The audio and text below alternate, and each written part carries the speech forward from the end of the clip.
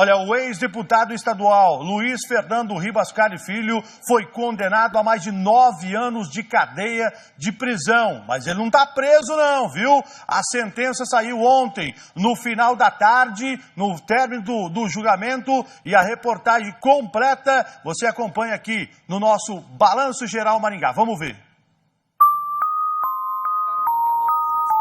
Passavam das 5h30 da tarde quando o juiz Daniel de Avelar leu a sentença. Fixada em definitivo em 9 anos e 4 meses de reclusão. É a pena definitiva fixada em regime fechado. Mas até que a decisão dos jurados fosse anunciada, um longo caminho foi percorrido. Só para que Luiz Fernando Ribas Carli Filho sentasse no banco dos réus, foram 9 anos de espera. 33 recursos judiciais e 2 suspensões de um júri que só começou na última terça-feira. No segundo dia de julgamento, o público novamente compareceu e fez fila em frente ao Tribunal do Júri em Curitiba.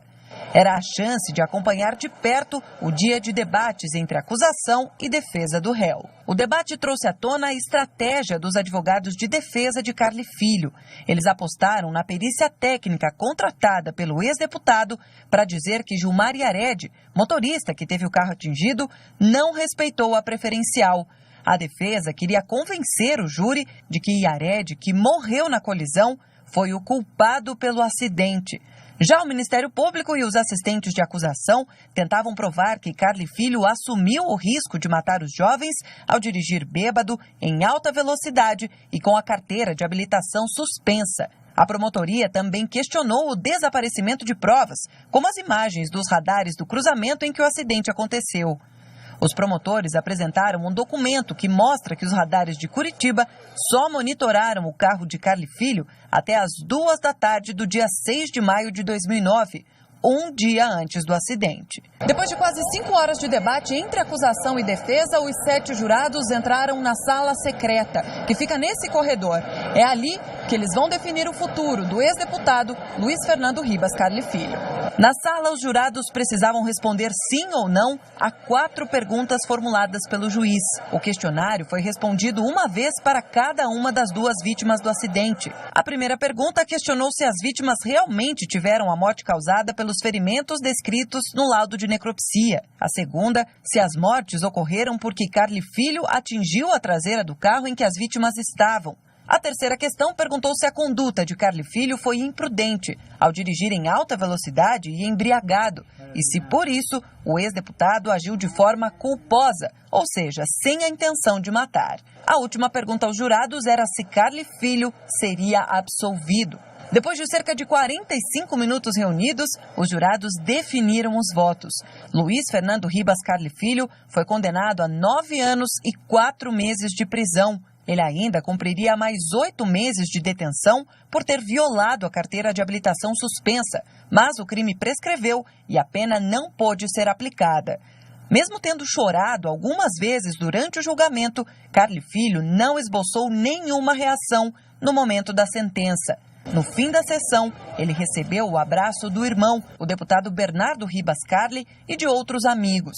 Condenado, o ex-parlamentar deixou o tribunal do júri sem falar com a imprensa. Assassino! Assassino! Assassino! Como já estava solto, Carli Filho vai poder recorrer da sentença em liberdade. Quem também vai poder recorrer ao Ministério Público? Os promotores têm 5 dias para definir se aceitam a decisão do juiz Daniel Avelar ou se querem uma pena maior para o ex-deputado. No primeiro olhar, a pena foi adequada, ela foi bem fundamentada. Nós vamos analisar durante esses dias se é caso de recorrer ou não. Mas foi uma pena que nós acreditamos que está bastante adequada até o caso. Aqui o juiz estabeleceu uma medida cautelar diversa da prisão, que é a apresentação mensal dele, onde ele reside em Guarapuava, em juízo, para dar conta de sua conduta enquanto recorre. Mas eu creio que aqui no Tribunal do Paraná esse recurso tramite rapidamente.